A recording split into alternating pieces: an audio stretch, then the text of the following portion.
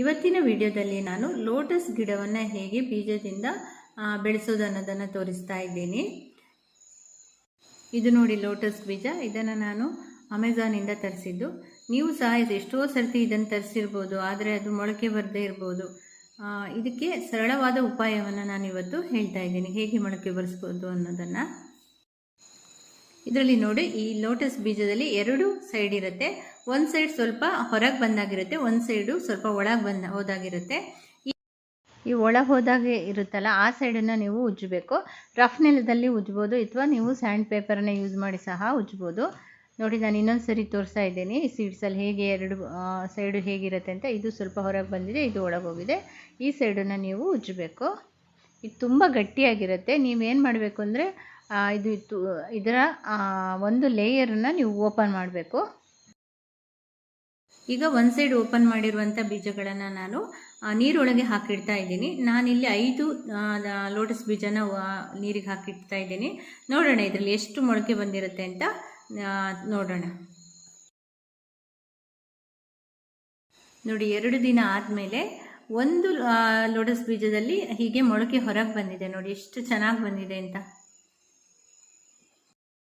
ಇನ್ನೊಂದಂದರೆ, ನೀವು 2 ದಿನಕ್ಕೊಂದ್ಸರಿ ನೀರು ಚೇಂಜ್ ಮಾಡ್ತಾ ಇರಬೇಕು, ಇಲ್ಲ ಪಾಚಿ ಕಟ್ಟಿದಾಗ ಆಗಿರುತ್ತೆ.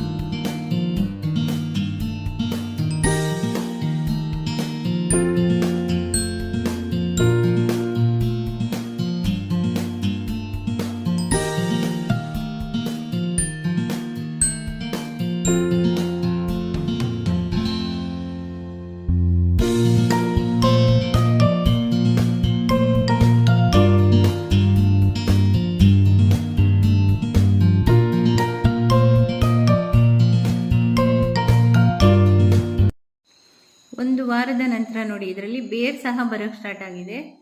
ತುಂಬಾ ಖುಷಿ ಆಗುತ್ತೆ ಇದರ ಬೆಳವಣಿಗೆ ನೋಡೋಕ್ಕೆ. ಈಗ ಬೇರ್ ಬಂದಿದೆ, ಎಲೆನೂ ಬಂದಿದೆ.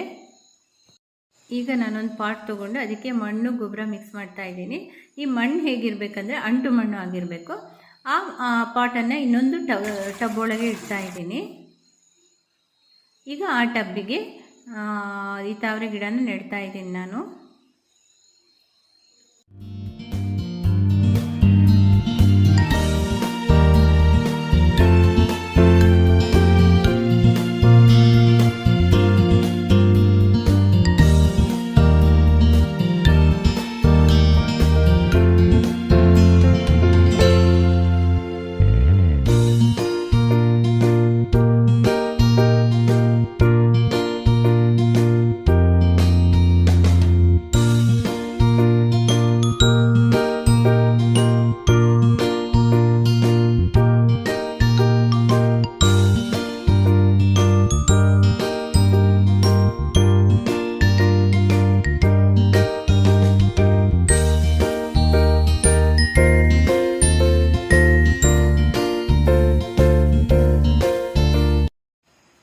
ಇದು ನೋಡಿ, ಗಿಡ ನೆಟ್ಟು 1 ವಾರ ಆದಮೇಲೆ ದಿನಕ್ಕೊಂದೊಂದು ಎಲೆ ಬಂದಾಗಿ ಬರ್ತಾನೆ ಇದೆ. ತುಂಬ ಖುಷಿ ಆಗುತ್ತೆ ನೋಡೋಕ್ಕೆ.